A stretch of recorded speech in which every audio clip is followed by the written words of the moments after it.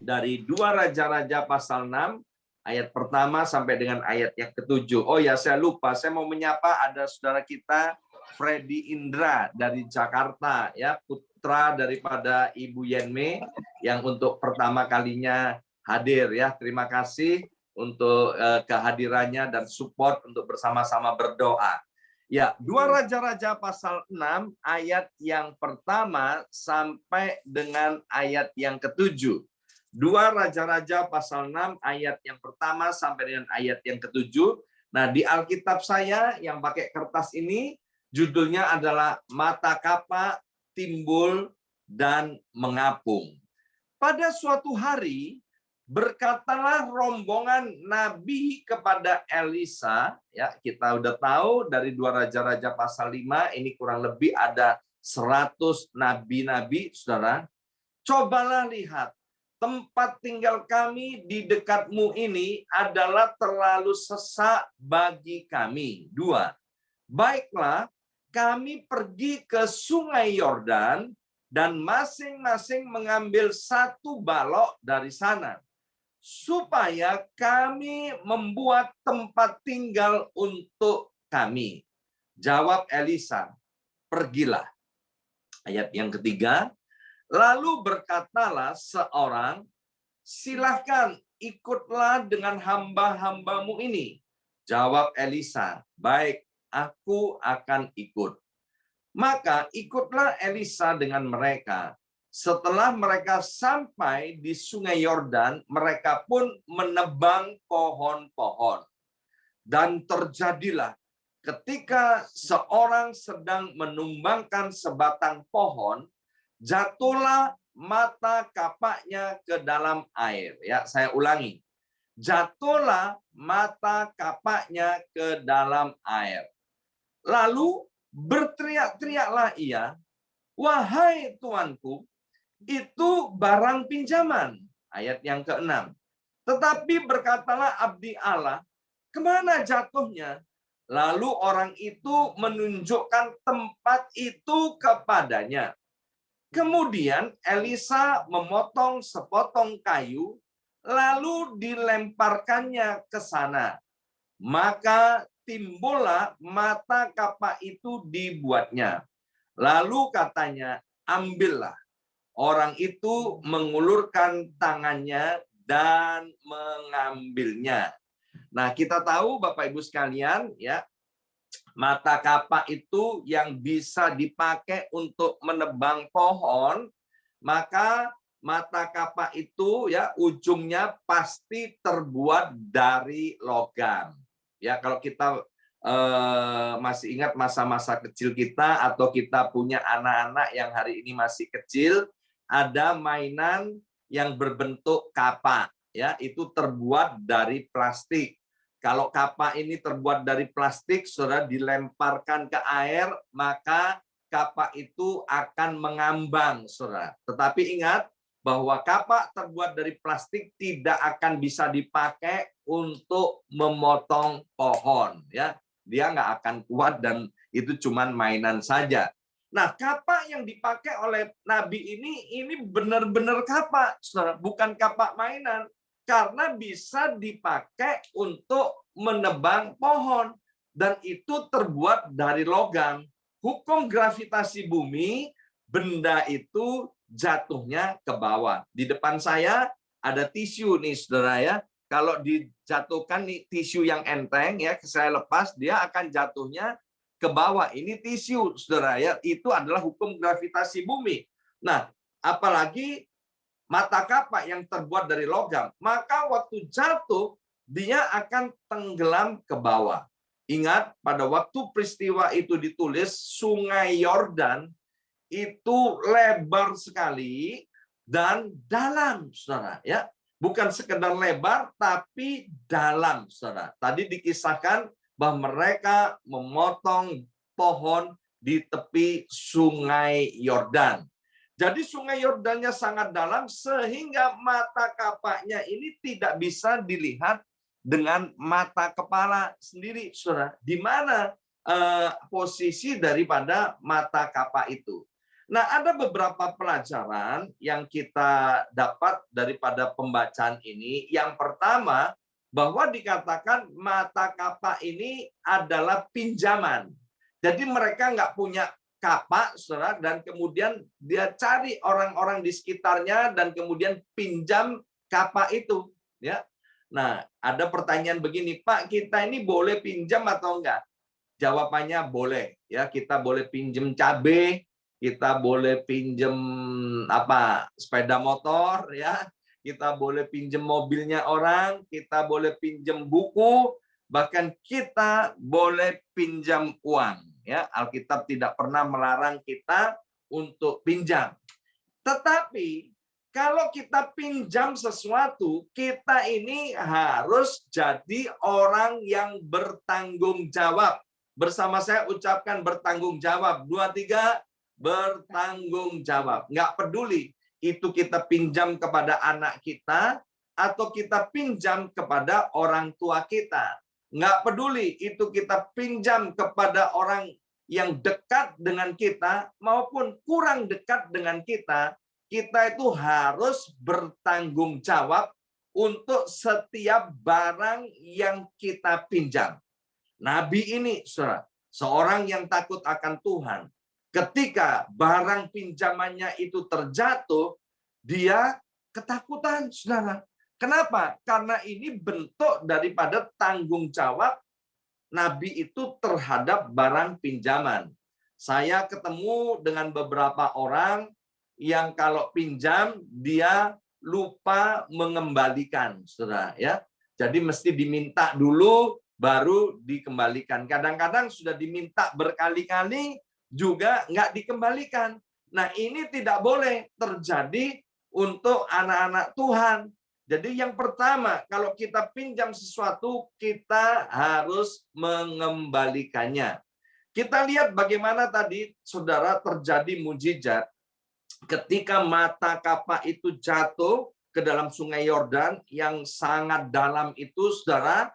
Kemudian ketika Nabi ini lapor kepada Nabi Elisa, bilang, Nabi Elisa, ini mata kapaknya jatuh. Ya, kita lihat secara ajaib, setelah dilemparin kayu oleh Nabi Elisa, maka mata kapak itu dari besi itu, saudara, tiba-tiba timbul dan mengapung.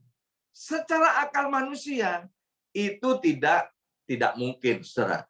Itu namanya mujizat. Kalau menurut akal manusia itu mungkin, saudara, itu namanya bukan mujizat. Jadi tidak ada yang mustahil bagi Tuhan, saudara. Tidak ada sesuatu yang sukar bagi Tuhan untuk mengadakan mujizat. Tahun 2021 mungkin kita sedang melihat banyak ketidakmungkinan. Di tahun 2021 kalau kita melihat keadaan, saudara, mungkin kita melihat banyak rintangan, banyak tantangan, banyak hal-hal yang mustahil yang bisa kita alami. Tetapi percayalah, kalau kita datang kepada Tuhan, apa yang tidak mungkin bagi manusia, itu mungkin bagi Tuhan. Apa yang tidak bisa dilakukan oleh manusia, itu bisa dilakukan oleh Tuhan. Yang penting begini, saudara. Kita ini harus mengerjakan apa yang menjadi bagian kita. Apa yang bisa kita kerjakan, kita harus mengerjakannya. Tetapi apa yang tidak bisa kita kerjakan, serahkan kepada Tuhan, dan Tuhan akan mengerjakannya bagi kita. Di dalam kitab Matius pasal 11 ayat 28 dikatakan begini, marilah kepadaku semua yang letih lesu dan berbeban berat. Aku akan memberi kelegaan kepadamu. Ini firman-Nya sudah sangat amat jelas, saudara. Kalau kita sedang letih lesu, kalau kita sedang berbeban berat, Tuhan sendiri bilang, ayo datang kepadaku. Aku akan memberi kelegaan kepadamu. Ya, saya punya beberapa teman, saudara, ya, Kemudian teman-teman baik ini bilang begini, Pak Yongki, nanti kalau ada kesusahan, kalau ada perlu sesuatu, kasih tahu saya, ya, kasih tahu saya, beritahu saya, ya, mungkin kita pernah mengalami seperti itu, ya. Nah, ketika kemudian kita memberitahu teman kita atau saudara kita, family kita yang berkata, nanti kalau ada sesuatu beritahu saya, dan kemudian ketika kita memberitahukan kepada mereka, maka kemudian mereka menolong kita. Artinya apa? Kalau manusia saja, saudara, yang Alkitab bilang manusia yang berdosa saja, ya, ketika kita datang karena mereka berkata, beritahu saya, ketika kita memberitahu mereka, mereka bisa menolong kita, lebih-lebih Tuhan Allah kita. Amin. Lebih-lebih Tuhan Allah kita, karena Dia berfirman, maka Tuhan pula yang akan menggenapinya. Maka itu Bapak Ibu Saudara sekalian, hari-hari ini, kalau kita sedang letih lesu dan berbeban berat, kita menghadapi suatu pergumulan, ayo jangan sungkan-sungkan datang kepada Tuhan. Jangan datang kepada Tuhan dijadikan sebagai alternatif yang terakhir. Tapi mari datang kepada Tuhan sebagai alternatif yang nomor satu. Serahkan semua masalahmu, serahkan bebanmu yang berat itu, datang kepada Tuhan, berikan kepada Tuhan. Dan Tuhan berkata, Dia akan memberikan kelegaan kepadamu. Kalau temanmu, kalau saudaramu, kalau familymu bisa menolong kita, lebih-lebih Tuhan, saudara. Karena Dia adalah Tuhan semesta alam ini. Di dalam kitab Mazmur dikatakan, Allah itu bagi kita tempat perlindungan dan kekuatan. Sebagai penolong dalam kesesakan, sangat terbukti. Bersama saya ucapkan sangat terbukti. 2, 3, sangat terbukti, saudara. Jadi Tuhan itu sebagai penolong dalam kesesakan sangat terbukti. Nah, hari ini apa sih yang sedang kita alami? Mungkin kita ada masalah di dalam keluarga dan rumah tangga kita. Hubungan suami istri, atau hubungan orang tua dengan anak, atau hubungan menantu dengan mertua. Ingat Bapak Ibu sekalian, kita tidak bisa merubah hatinya orang. Kita tidak bisa merubah sikapnya orang. Yang bisa merubah hatinya orang, yang bisa merubah sikapnya orang, itu adalah Tuhan. Yang setuju katakan, Alkitab bilang hati seorang raja itu ada di dalam tangan Tuhan seperti batang air dialirkan kemana Tuhan mau. Hari ini kalau kita ada persoalan dalam keluarga atau rumah tangga kita yang kayaknya rumit, tidak mungkin bisa diselesaikan. Mari datang kepada Tuhan dan percayalah kita akan mendapatkan kelegaan. Kalau kita mungkin kita mengalami mata kapak yang hilang. Mata kapak itu adalah juga suatu lambang untuk mata pencaharian. Kalau mungkin kita melihat bahwa tahun ini serasa dunia itu begitu gelap. Mata pencarian kita terancam. Sehingga kita rasa-rasanya tidak bisa nanti produktif lagi. Datang kepada Tuhan. Maka mata kapak itu yang hilang, mata kapak yang tenggelam itu, mata pencarian kita yang kayaknya hilang, itu Tuhan akan bisa munculkan. Jangan pernah tanya bagaimana caranya. Tidak masuk akal, saudara.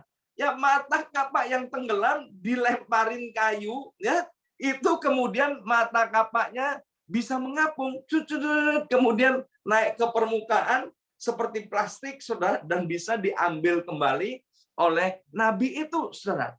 Jadi banyak hal-hal, saudara, yang di tahun ini saya percaya kita membutuhkan pertolongan Tuhan. Di dalam kitab Yeremia dikatakan, jangan andalkan kekuatanmu sendiri. Jangan berharap kepada manusia. Andalkan Tuhan. Berharap kepada Tuhan. Maka saya percaya, di tahun 2021 ini Tuhan akan mengadakan banyak tanda-tanda mujizat, tanda-tanda ajaib buat setiap kita. Apa saja kita membutuhkan mujizat apa? Datang kepada Tuhan dan percayalah bahwa kita pasti menerimanya. Bukan insya Allah, bukan mudah-mudahan, tetapi pasti kita akan menerima pertolongan daripada Tuhan itu sendiri. Mari kita berdoa. Bapa, materaikan setiap benih kebenaran firman Tuhan. Kalau mata kapak itu yang hilang Tuhan, bisa kemudian muncul, bisa mengambang di air. Itu adalah hal yang spektakuler. Kami percaya Tuhan, kalau kami yang ada masalah di dalam keluarga dan rumah tangga kami, Engkau bisa membuat segala-galanya menjadi baik kembali. Keluarga yang kacau Tuhan membuat menjadi rukun dan harmonis kembali. Juga kami berdoa untuk mata pencarian, keuangan daripada anak-anak-Mu. Kami mau serahkan masalah ini kepadamu ya Abba ya Bapa.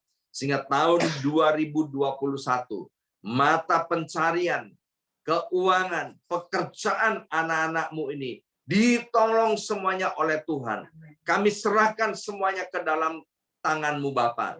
Meskipun kami tahu tidak ada dasar untuk berharap, tapi kami percaya ketika Engkau turun tangan, ketika Engkau campur tangan, maka akan membuat segala-galanya menjadi baik. Terima kasih Bapa, di dalam nama Yesus kami sudah berdoa. Haleluya. Amin.